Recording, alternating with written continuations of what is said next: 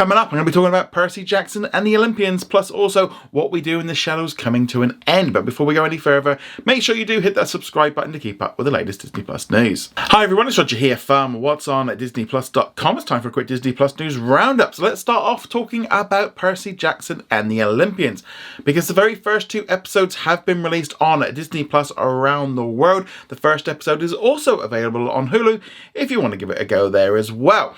Now, interesting with this series is Disney decided to do a little bit of a switcheroo and a little bit of a surprise release, because they actually released it at prime time viewing in the United States and in Canada and also in Latin America. And they released it at 6 p.m. at Pacific time, at 9 p.m. Eastern. So it's going to be getting the prime time treatment that we've seen with shows like Loki and Ahsoka, and we're also going to be seeing with Echo next year. So this is a big surprise.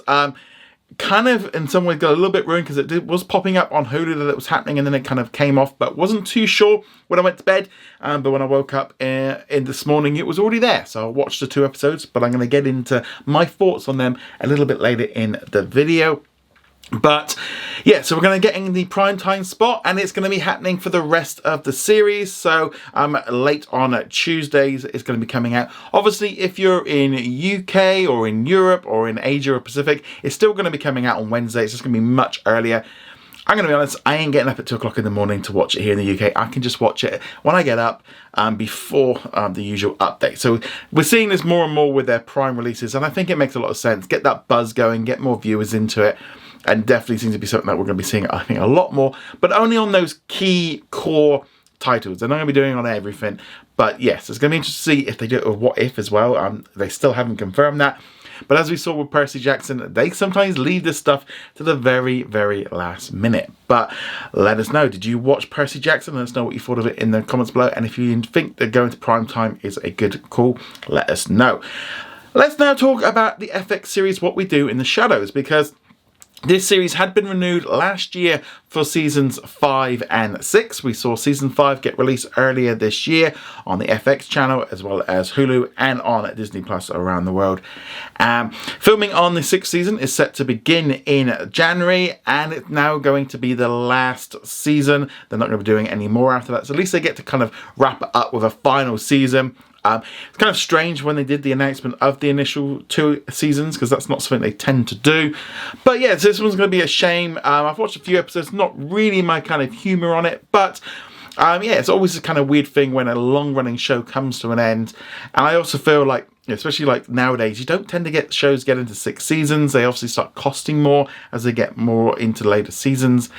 And with FX kind of slowing down how many shows it's making, yeah, it kind of makes sense for them to do that with this show. But let us know what you think of it. And obviously you can watch them right now, as I said, on Hulu, Hulu on Disney Plus, and on Disney Plus around the world. Speaking of FX, it has been revealed by Deadline that an untitled Rolling Stones biopic series was actually being sort of punted back and cancelled by FX.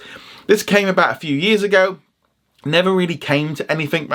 Sort of development just kind of kept rolling on, and because of all the strikes and everything, apparently FX said to the production company, who are the ones behind like The Crown, said, look, we're not going to be able to get this made at least for the next few years, and so they're looking to see if they can find somebody else. If they can't find somebody else, they might come back to FX, but as of right now, the Rolling Stones sort of bio series is kind of dead as far as FX is concerned. Interesting. I'm not surprised by this, because the Sex Pistols series Pistol was released. I thought it was kind of interesting. I didn't really know so much about the band, but I enjoyed it. But then it was part of the impairment charge, where they got like $2 billion worth of content and deleted it. And Pistol was one of them. Maybe they just didn't feel like the Rolling Stones was going to connect on that level. They didn't want to put the money into it, because obviously with it being set in like 60s, 70s, therefore it's going to cost more to create, because of the effects and stuff. But yeah, so a sad thing. I think we are going to see FX drastically cut back on how many shows they are making. We know Disney are cutting back on how much money they're spending.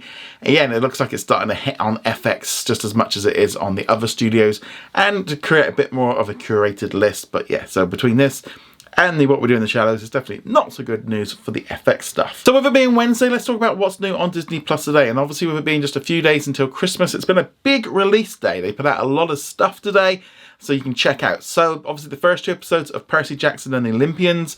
Again, I'll go into that in a little bit after we've done the quick update. Also on Hulu on Disney Plus and on Disney Plus in Canada and in Australia and New Zealand, you got The Creator. Unfortunately, here in the UK and in Europe, we're going to have to wait until January, which is a pain, but I'm going to be watching it over the holidays for sure, because it's been a movie I've been wanting to watch, so I'm going to check that one out. There was also a brand new BTS documentary released on Disney Plus around the world, and a brand new kind of live action anime series, Dragons of Wonder Hatch, which has been released on Hulu and Disney Plus in the US. That's a cool thing. Again, Disney Plus around the world. So some big new releases. There was also a Chippendale Park Life Christmas special released. So lots of great new content to enjoy today. So yeah, let us know in the comments below. What are you going to be watching? Let us know in the comments below. Let's now talk about Percy Jackson and the Olympians. So I watched the first 2 episodes this morning, and I really enjoyed it. I've kind of gone into this series blind. I've never seen the films, never read the books, so I've going in this completely with no idea about what the series is about or anything like that, and I really enjoyed it. I thought it was high performance in terms of special effects and stuff. I like what they did, with the Minotaur and what's going on with it. Some big cast in here. Percy seems like a likable kid, and the friends and stuff, and you just know that they're setting stuff up. And again, I'm pretty sure over the 5 seasons or 5 books that there's going to be a lot of development on these characters. I really enjoyed it. I definitely feel this one is a big show for Disney Plus. I'm hoping more people are going to watch it.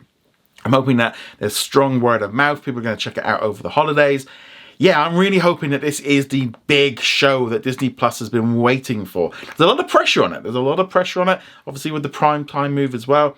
There was a couple of things with the series that did get me. As quite often I felt like it was like, that was the case of they were going to an ad there, because it very much would have felt like kind of a scene ended, it went black, and then we kind of moved into the next season. It's like, yeah, that would have been very easy just to slide an ad in. Maybe that's what they're doing on the ad tier version, but it felt a little bit more sort of that I just really noticed that on there. But again, I just really enjoyed this whole story, and I want to see where it goes. We've got obviously 6 more episodes in this one to cover. Lots of great characters. I can't wait till we see Edge or Adam Copeland in here. Big wrestling fan, so that's kind of always ever since I knew he was involved in this one. But yeah, I enjoyed it. It's interesting to see how this is going to come about, all the special effects.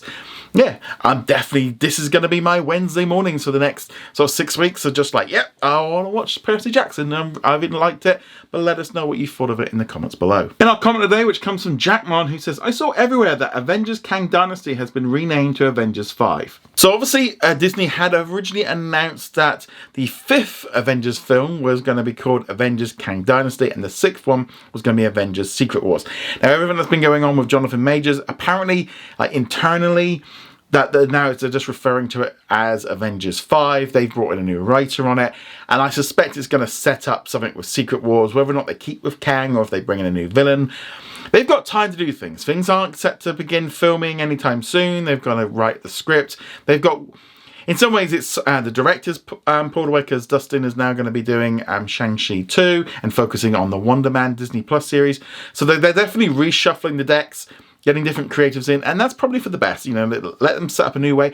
I don't think Kang really was hitting as a villain that we were all kind of fearful of or anything like that. So maybe they're going to move away from that one. The thing is with the multiverse, they can use any number of different villains and stuff, and whether or not they recast Kang or if they do something else. But I do feel that Kang Dynasty as a name is probably not the best thing for them to do anyway.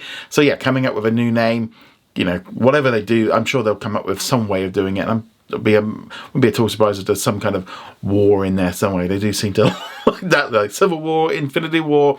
But yeah, so yeah, I think it's probably for the best. But also we have to allow them time to put this thing together.